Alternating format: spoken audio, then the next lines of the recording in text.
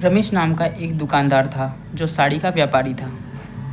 उसने एक साड़ी 2,000 रुपये की खरीदी और उसे 2,200 में बेच दी।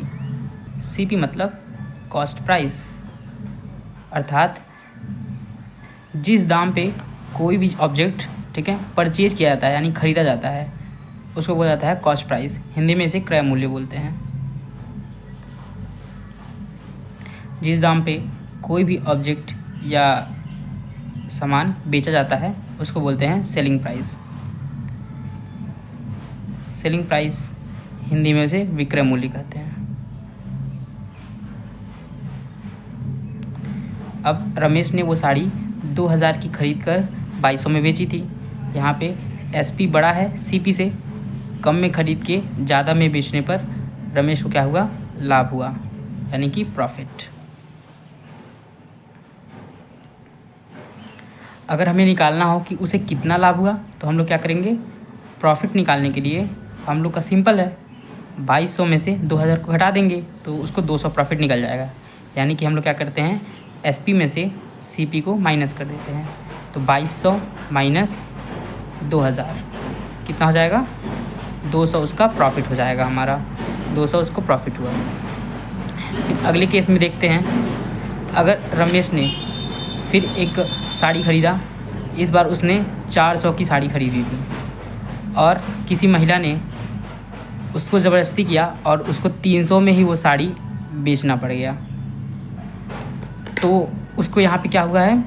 ज़्यादा में ख़रीदा है और कम में बेचा है, तो उसको यहाँ पे हुआ है लॉस। इसको क्या हुआ? लॉस हो गया, यानी कि हानि हो गई। अगर हमको निकालना हो कितना हानि हुआ तो हम लोग क्या करेंगे? लॉस इक्वल टू हो जाएगा हमारा सीपी माइनस एसपी, यानी कि हम लोग 400 में से 300 घटा देंगे तो पता चल जाएगा उसको 100 रुपये का लॉस हो गया है। तो इन दो एग्जाम्पल से हम समझ सकते हैं कि अगर कोई ऑब्जेक्ट यानी कोई भी सामान हम कम में ख़रीद कर अगर अधिक में बेचते हैं तो हमें क्या होगा? लाभ होगा। जैसे कि यहाँ पे रमेश ने 2,000 की साड़ी 2,200 में बेची थी तो उसे लाभ हुआ। यानी कि अगर सीपी छोटा होगा एसपी से तो क्या होगा? प्रॉफिट होगा। और यहाँ पे सीपी मीन्स है कॉस्ट प्राइस यानी क्रय मूल्य, जिस दाम पे कोई चीज़ खरीदा जाता है, और एसपी मीन्स है सेलिंग प्राइस, जिस दाम पे कोई चीज़ बेचा जाता है। प्रॉफिट का फॉर्मूला हम लोग क्या कह सकते हैं? एसपी माइनस सीपी, यानी अगर हम सेलिंग प्राइस में से कॉस्ट प्राइस माइनस करते हैं तो हम लोग को क्या मिलेगा? नेट प्रॉफिट हम लोग को मिल जाएगा। ठीक है। सेकेंड एग्जाम्पल में रमेश ने 400 की साड़ी खरीदी थी और यहाँ पे 300 में बेच दी, तो ज़्यादा में ख़रीद के कम में बेचने पे उसको क्या हुआ? लॉस हुआ। लॉस हम कैसे निकालते हैं? सीपी में से हम लोग एसपी घटा देते हैं। तो 400 की साड़ी खरीद कर उसने 300 में बेच दी थी तो उसको कितना लॉस हुआ? 100 रुपये लॉस हुए। तो इस तरह से हम लोग प्रॉफिट एंड लॉस कैलकुलेट कर सकते हैं। तो आप समझते हैं रमेश ने क्या किया था? 2,000 की साड़ी 2,200 में बेची थी। वहीं एक और सुरेश नाम का दुकानदार है, उसने क्या किया? 1,000 की साड़ी 1,150 रुपये में बेची। तो आपको कैलकुलेट करना है किसको ज़्यादा फ़ायदा हुआ। चलिए प्रॉफिट कैलकुलेट करते हैं। प्रॉफिट हम लोग कैसे निकालेंगे? प्रॉफिट निकालने के लिए हम लोग क्या करेंगे? एसपी में से सीपी घटाएंगे। 2,200 का 2,000 का सामान उसने 2,200 में बेचा था, यानी कि 2,200 में से हम लोग घटा देंगे 2,000, तो उसको कितना फ़ायदा हुआ? 200। सुरेश का फ़ायदा हम लोग निकालते हैं। ठीक है। तो सुरेश के लिए हम लोग प्रॉफिट अगर निकालते हैं तो क्या करेंगे? हम लोग सीपी यहाँ पे एसपी में से हम लोग सीपी को माइनस कर देंगे। एसपी कितना है इसका? 1,150 रुपये, और कितने में ख़रीदा था उसने? 1,000 में ख़रीदा था, तो कितना फ़ायदा हुआ? 150। तो अब आपको बताना है कि किसने ज़्यादा फ़ायदा कमाया, रमेश ने कि सुरेश ने। अगर आपका जवाब है रमेश ने, तो आइए एक चीज़ समझते हैं। रमेश ने 2,000 रुपये लगा के 200 रुपये कमाए, वहीं सुरेश ने 1,000 रुपये लगा के 150 रुपये कमाए। यानी कि अगर ये 2,000 रुपये लगाएगा तो इसको 150 और 150 कितना रुपये प्रॉफिट होगा? 300 रुपये प्रॉफिट होगा। यानी कि सुरेश इस मामले में ज़्यादा पैसे कमा रहा है। तो हम लोग इसको कैलकुलेट करने के लिए क्या करते हैं? प्रॉफिट परसेंट कैलकुलेट करते हैं। तो प्रॉफिट परसेंट कैसे कैलकुलेट होगा? तो प्रॉफिट परसेंट हम लोग कैलकुलेट करने के लिए क्या करते हैं? प्रॉफिट परसेंट कैलकुलेट करने के लिए हम लोग ऊपर रखते हैं प्रॉफिट, ठीक है, और यहाँ पे अपॉन में CP मल्टीप्लाई करते हैं 100 से। तो प्रॉफिट इसका कितना आया है, रमेश ने 200 की साड़ी खरीदी थी, सॉरी 200 प्रॉफिट कमाए थे, और यहाँ पे साड़ी कितने की खरीदी थी, 2000 की। मल्टीप्लाई करेंगे इसका 100 से, ये 00 से 00 कैंसिल आउट हुआ, 10 से 10 कैंसिल आउट हुआ, यहाँ पे फिर बचा 20/2 यानी कि 10% का प्रॉफिट हुआ। और यहाँ पे अगर इसके लिए प्रॉफिट परसेंट कैलकुलेट किया जाए तो प्रॉफिट परसेंट अगर हम सुरेश के लिए कैलकुलेट करते हैं तो यहाँ पे आएगा प्रॉफिट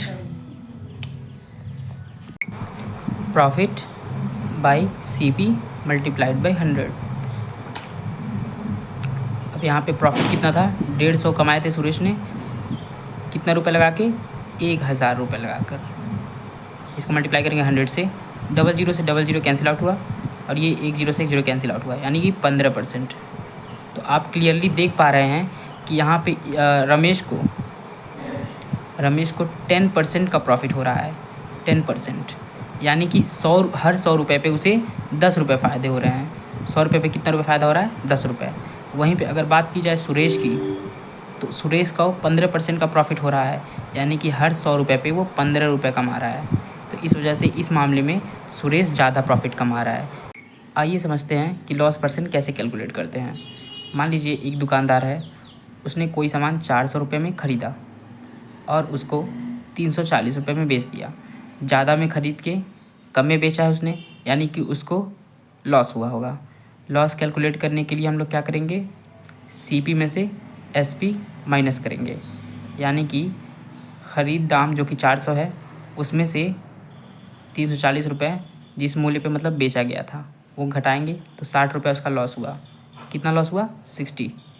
और उसके बाद से वही दूसरा दुकानदार है कोई, मान लीजिए वो कोई सामान 500 रुपये का ख़रीद कर लाया और उसने 460 रुपये में ही बेच दिए, ठीक है।